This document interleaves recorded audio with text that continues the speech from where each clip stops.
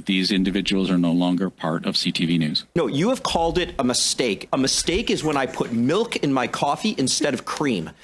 Welcome back to Moose and Loose. We got some juicy stuff here. We got the big boss of CTV getting absolutely grilled by the Conservatives. This is a good watch. Let's jump into this. So first off, we got Michael Barrett here. He grills the CTV boss, and then Andrew Scheer shows up halfway through, and the guy's just like, oh crap. You can hear him on the hot mic. He's not happy that Scheer shows up. Sir, how much money does Bell Media or CTV News receive in annual subsidies from Justin Trudeau's Liberal government? Unlike the CBC, CTV nor CTV News receive any subsidies from the government. In fact, we're required to spend at least 30% of our annual revenue each year, which amounts to $1.2 billion since 2011 on Canadian programming expenditures. At the same time as all of this, we are losing $185 million a year on our television operations, including a loss of $40 million on news alone. So CTV hasn't received any regulatory relief or no wage relief in the last 9 years. Is that your contention? We receive no subsidies from the government. The question was regulatory relief or subsidies for wages in the last 9 years? Get them. So there was a decision made by the federal government recently that amounted to having a $40 million impact on Bell Media, but it was not a subsidy. It was, in fact, the elimination of a tax on our revenues that had existed since 1997. $40 million in regulatory relief. I will skip ahead of you, and $122 million in subsidies for wages. So I want to talk about, pardon me? The $40 million was not a subsidy. You're correcting something that I didn't say. So let's just get off on the right foot here. I referred to it as regulatory relief. $40 million in regulatory relief. Did you receive $40 million in regulatory relief? We received $40 million in relief through the elimination of a tax. Wow. Okay.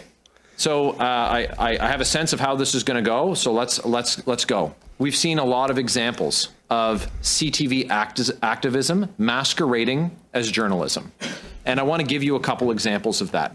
On May 29th of this year, you published a story that was titled "Poilievre Panned for Video Saying Canadians Fleeing for Nicaragua." Now, of course, this story was about the leader of the opposition talking to Canadians who are suffering after 9 years of a government whose economic vandalism has made it all but impossible for millions of Canadians to survive here.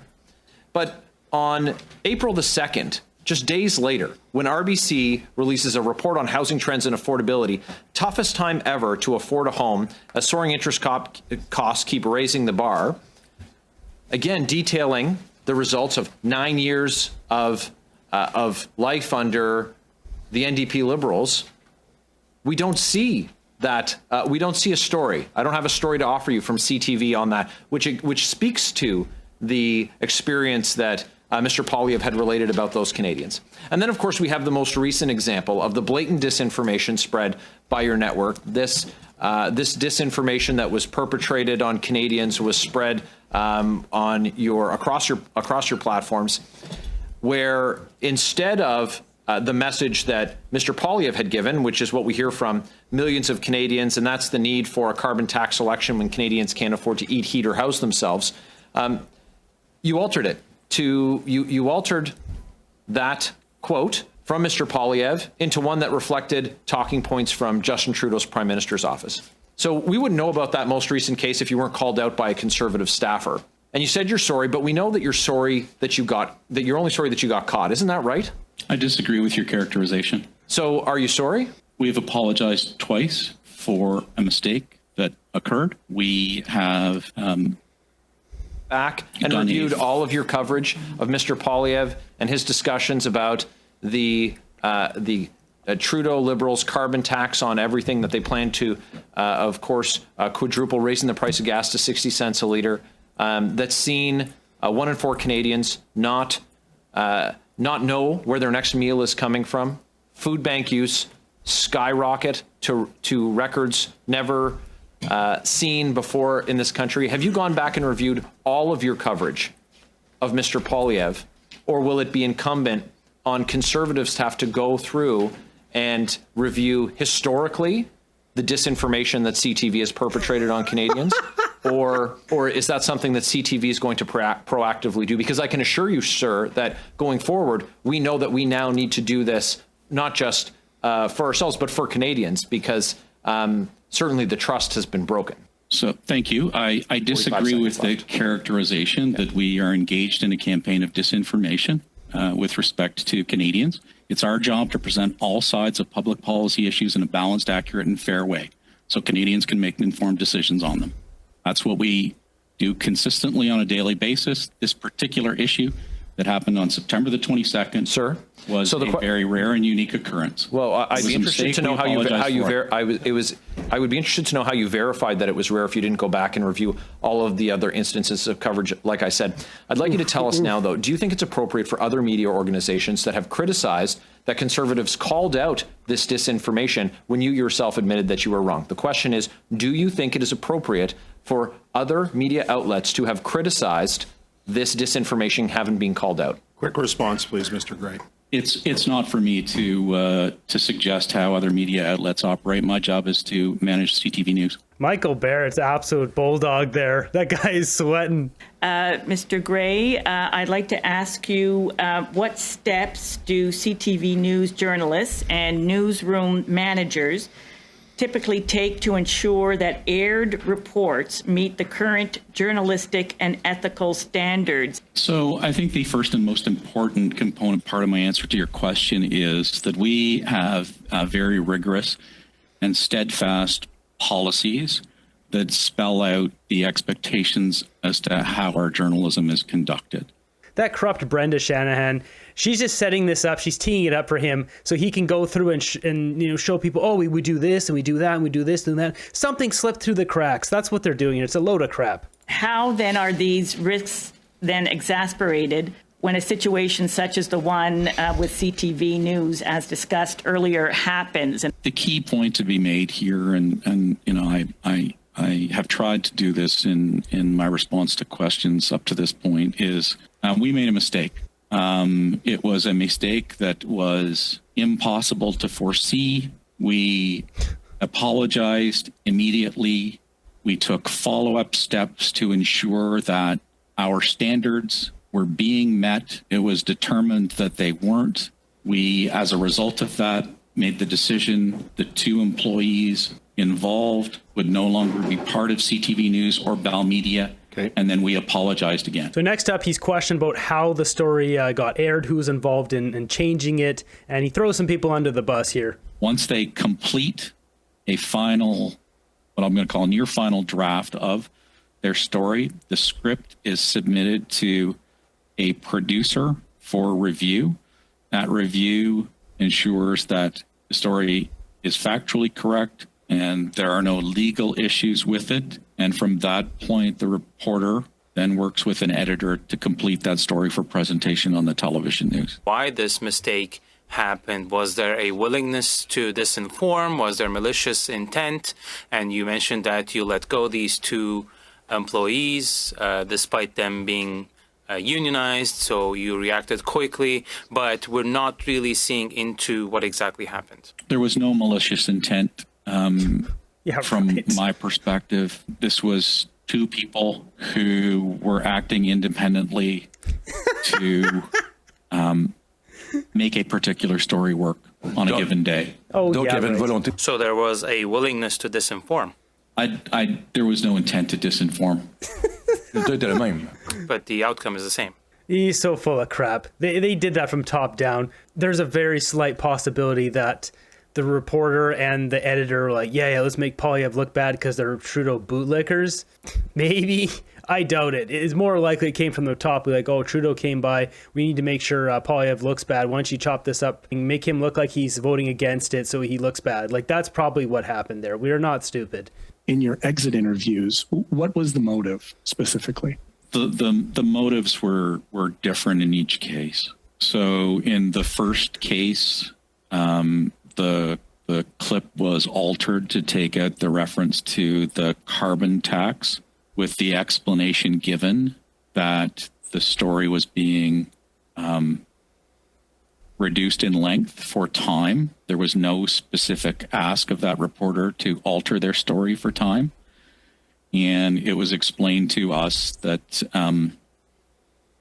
that reporter believed that it was understood that the clip's nature was about the carbon tax election. With 15 seconds left, can you summarize the other side of it? Yes. There was a technical error in our original record that prevented the video from being presented as was.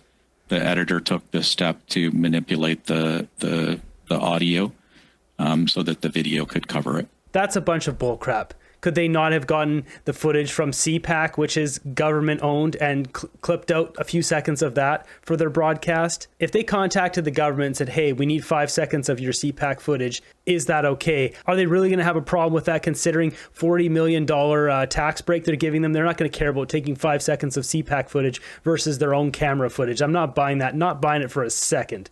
How long had these two been working? Were they experienced? Was like, because there is a highly experienced. They were both highly experienced.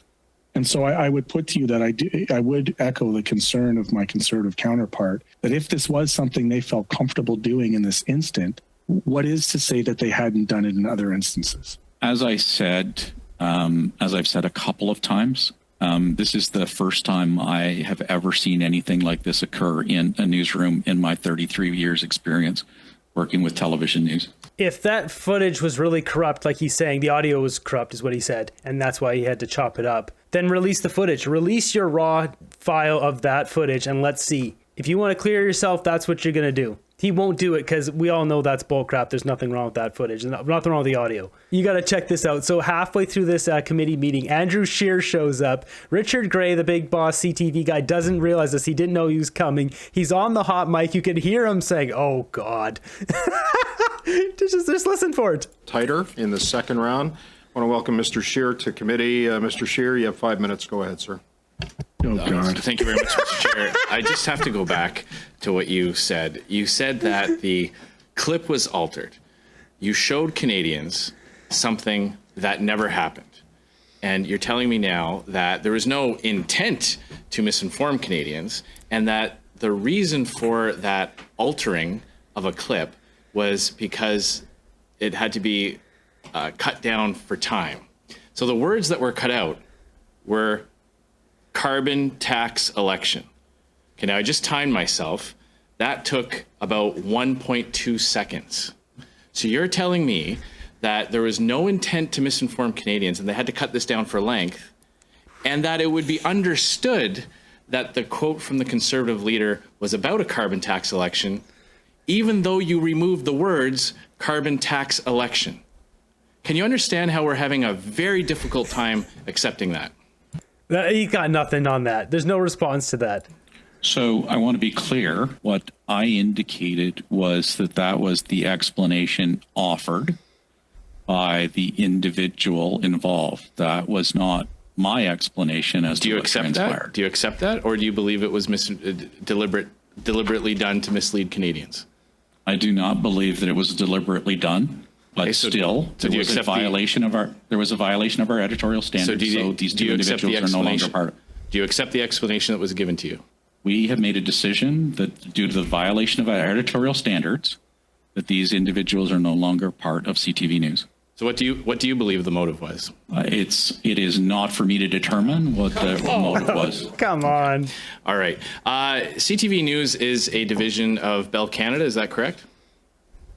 It is. Bell Canada makes about $2.3 billion in profit based on 2023 numbers. Is that about correct? Would you agree with that? I'm not aware of how our company performs overall. I can confirm that that's true. I'm looking at it on your website. CTV News, does the CTV News division turn a profit for Bell Canada? No, it does not. We lose $40 million a year in news. Okay. Bell Canada makes a lot of money because it operates in a protected marketplace. Yeah. Is that correct? Sure does. Again, my responsibilities are for managing the operations of CTV News. I'm not an executive at Bell Canada. Okay, well, I should note, as before we go on here, I used to have a Bell cell phone plan 10 years ago. It was the worst I ever had. They overcharged me like 2 months worth, and then they refused to give money back. And I had to cancel my service, and then they said they'd come after me, and I just cut up my credit card. I moved to another service, used my Bell account until it ran out to get essentially 2 more months of service. They didn't cut it off, but they owed me 2 months, and I've never gone back. It was the worst cell phone provider I've ever had. I can tell you that it does. It makes an awful lot of money off the backs of consumers because of government policies. In fact, I have here that Bell Canada in the last year lobbied this government over 50 times. That's more than 4 meetings with government officials a month.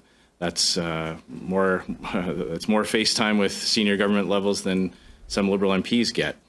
And I would just like to point out that Bell would fear a government that was led by a party that believed in consumer first types of policies and free market and pro-competition policies, and would benefit greatly from a party in power that continued the status quo, or even worse, providing, taking away more avenues for consumer choice, which would allow Bell to continue to make that kind of profit margin. Is CTV News's viewership increasing or decreasing year over year? Would the viewership this year be higher or lower than last year? There has been a consistent erosion in viewership in broadcast media in this country for a number of years. It's falling year over year. I wonder why, when you get caught putting things on the air that you then have to admit never actually happened. I can understand why viewership as well as trust would erode. I can give you a couple of specifics. Sorry, I only have about a minute left, so I just want to make understand one thing. Does CTV News have a diversity target? Our goal is to reflect Canada, and the current visible minority percentage in this country, according to the 2021 census, is 26%. Do you have a target for diversity of political viewpoints at CTV News? It's our job, as I said earlier, to present all sides of public policy issues in a balanced, accurate, and fair way. That doesn't answer the question. Do you have a specific policy to ensure that the editorial direction, the journalists, and the producers at CTV News reflect Canadians' political spectrum? It's not the job of journalists to reflect the Canadian political spectrum. It's our job to present stories in an unbiased, balanced, accurate, and fair way. No, but you're telling me you have no way of determining whether or not the producers, the editors, and the journalists all have the same liberal bias. You have no way to determine that. Quick response, Mr. Gray, please.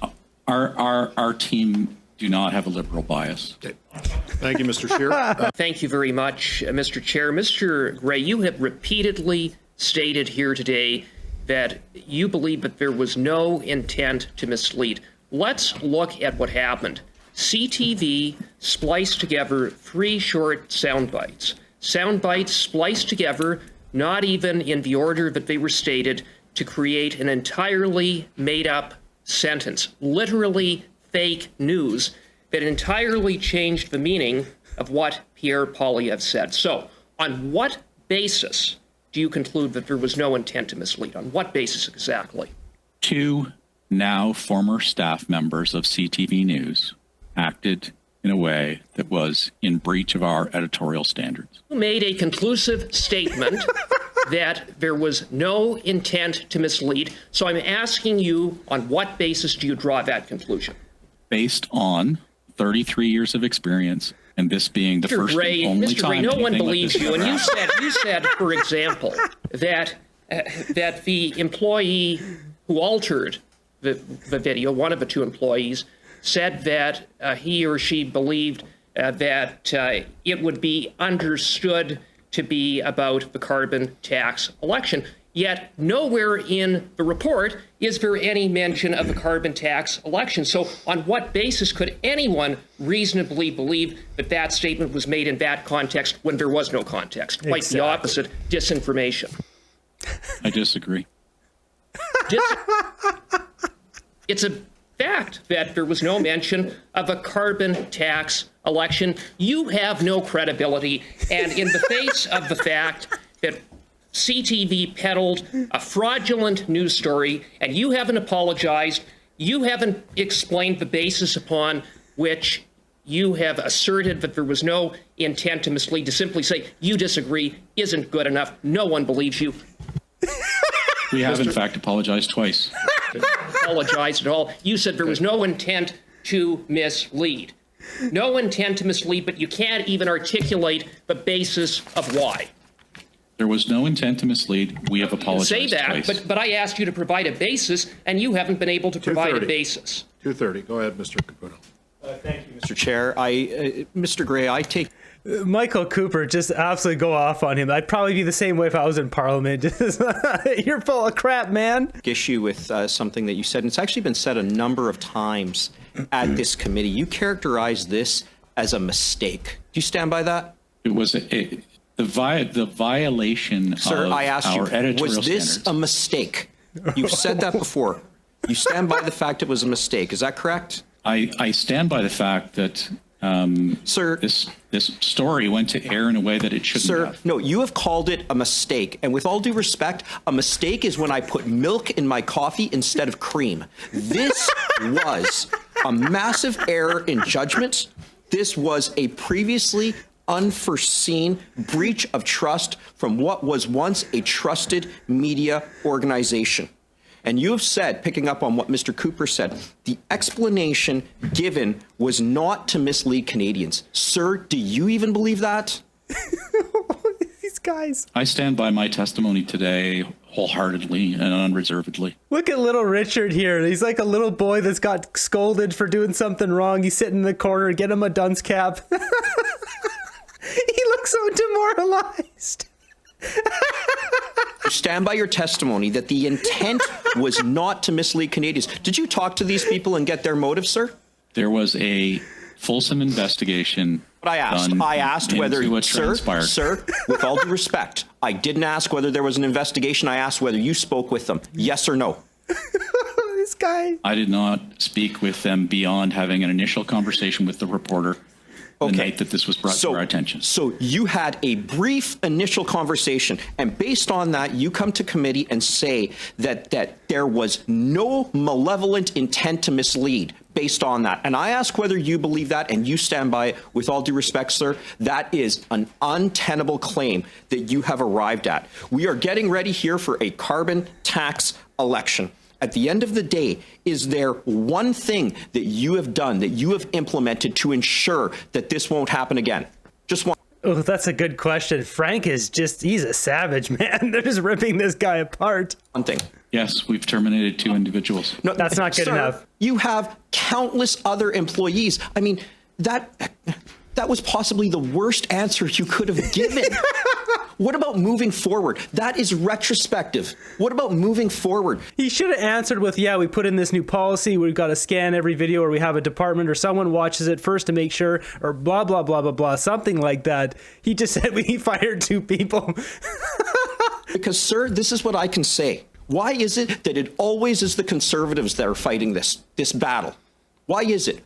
Why is it that when it comes to Justin Trudeau and the Liberals, they are not misquoted, but when it comes to Conservatives and Pierre Poilievre, this type of thing can happen, and that is shameful. I'm going to have to end it there. I disagree with the characterization. Okay, thank you.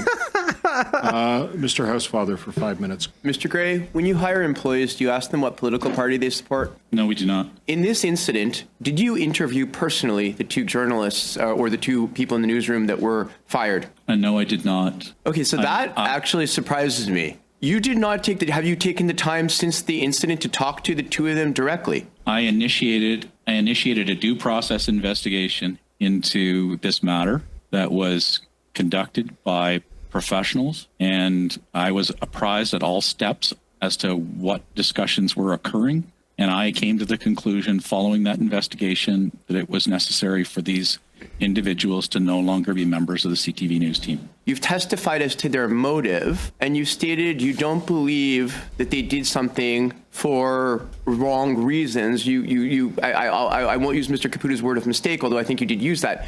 How would you know that if you haven't directly taken the time to speak to them to understand? So based on the explanations offered That's all secondhand. That's all hearsay. You've come here to testify on behalf of CTV, and you didn't actually take the time yourself in what you describe yourself as an incredibly serious incident, one that was very embarrassing to the network. Why wouldn't you have not personally taken the time to meet with these two people to understand? Have you reviewed previous footage of this reporter and of this producer to check to see whether they did this in any other occasion? Have you gone back to previous footage? No. There have never why? been any Why would you have not gone back? Like, if I know somebody's done something wrong. I'll say it's a good question Anthony Housefather's asking here. I wonder if Trudeau's going to give him a little slap on the wrist for asking questions here, but why didn't they go back and check all that other footage? That was already essentially asked earlier, but we did just find out that he didn't even deal with those people. He dealt with someone else that just said, passed along the information. So obviously he didn't care that much. He's just like, just fire those people. I want to go back and see if they've done it before. I didn't feel it was necessary. Didn't feel it's to look at that. Why would CTV have not done that? I didn't feel it was necessary. Didn't feel it's. This guy's a joke. I can say the Conservatives absolutely roasted that guy. He's just like a punching bag and they're taking shots from all sides. He's full of crap and we all know it. The fact that he didn't even care to go back and he didn't even order anyone to even check what they did in their previous stories. Double check all that work. He's like, no, I don't care. He clearly does not care. He just wants Trudeau to keep giving him our hard-earned tax dollars. $122 million for wage subsidies and $40 million on reduced taxes. So $162 million of our hard-earned tax dollars. What a load of crap. You throw in the CBC there, $1.3 billion. No wonder the CBC is a complete propaganda wing of the government. But CTV doesn't want to lose that big cash either. That's why they keep pushing that stuff. I've got another clip here just to show exactly that. This is the same day that we're watching this other clip I'm about to show you happened. So jumping over to CTV, Vasi Capellos here. Just listen to what the lady she's got on the show here says. NDP National Director Anne McGrath is with us live. Hi, Anne. Good to see you. So Anne McGrath, NDP, she negotiated the deal for the NDP that Jagmeet ripped up. Help me understand. Mr. Singh was just saying, I haven't put anything specific on the table. Let's separate the issues, the first being sort of the paralysis in the House right now. If the Liberals wanted to force closure on the debate that's happening right now, they would need another party to help them. Is the NDP entertaining discussions on that? Well, I don't know what the discussions have been between the House leaders at all. I do know that there are ways out of this, but they require a little bit of maturity, I think, on the part of both the government and the opposition, the official opposition. I think that what's happening in the House right now is shameful, it's wasteful, it's a misuse of taxpayers' dollars, and I'm surprised that the Conservatives are actually doing what they're doing, because this woman is out to lunch. Let's let her finish first. They're supposed to be the ones that are the big guardians of the public purse. And so, and it's to no avail. It's not like they're getting anywhere with any of it. And the Liberals have these motions that were passed that are demanding the disclosure of documents, and they could do something about that. They could find a way to disclose the documents. So I personally think that the onus is on the government and the opposition to actually come to some kind of an agreement or something to actually move this forward. I can't imagine that either party wants this. Certainly the Liberals don't, but I don't know why the Conservatives would want to either. I think some of their supporters might be looking at this and wondering what the heck is going on.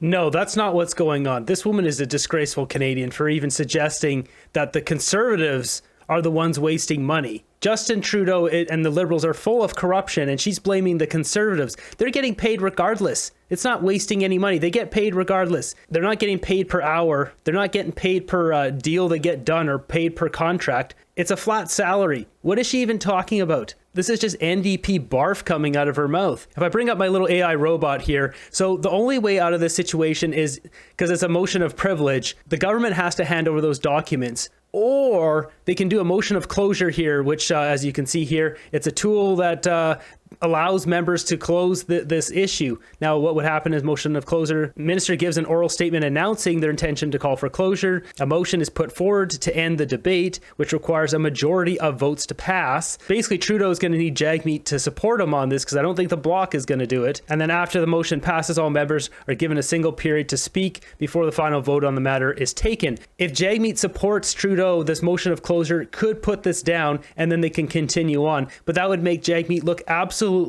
terrible, because he's just helping with their SDTC scandal and corruption.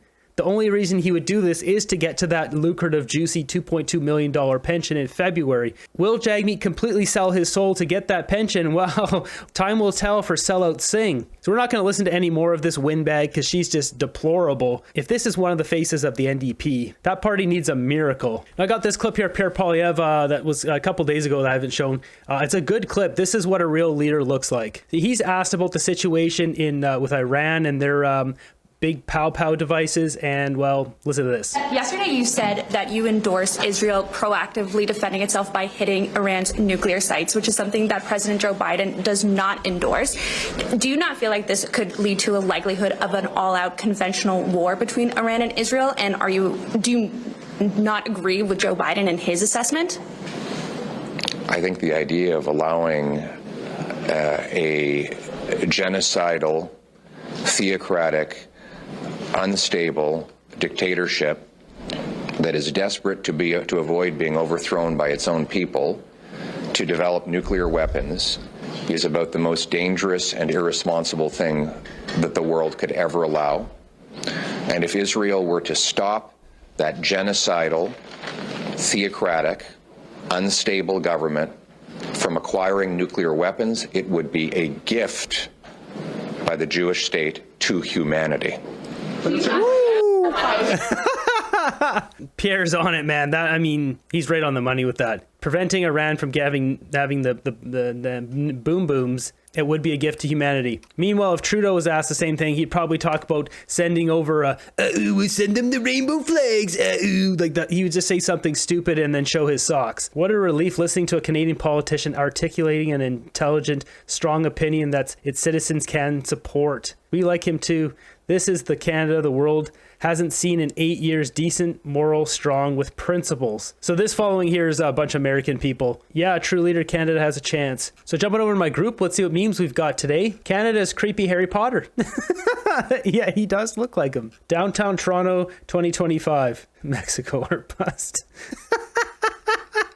When you try to explain taxes to your kid and they say, that sounds a lot like stealing. Carbon tax revenue. Yep, France and Canada. We must have surpassed them. We're number one in the carbon tax. Come on. What would you throw to help poor Trudeau? A tampon? Capital gains tax hike to yield less than 40% of revenue forecast by Liberals. Yeah, it didn't work. And he just drove out a bunch of people out of our country. Doctors, big business. Congratulations, Trudeau. Well, there you have it. CTV big boss there, Richard Gray, just getting completely destroyed by the Conservatives. He got destroyed actually by all parties, more or less, but definitely by the Conservatives. Jagmeet's pharmacare plan did pass today. It had got royal assent. Went through the Senate. It got royal assent in the same day, which is not what typically happens. So now the key question is, Justin Trudeau going to call an election, or is he going to prorogue Parliament?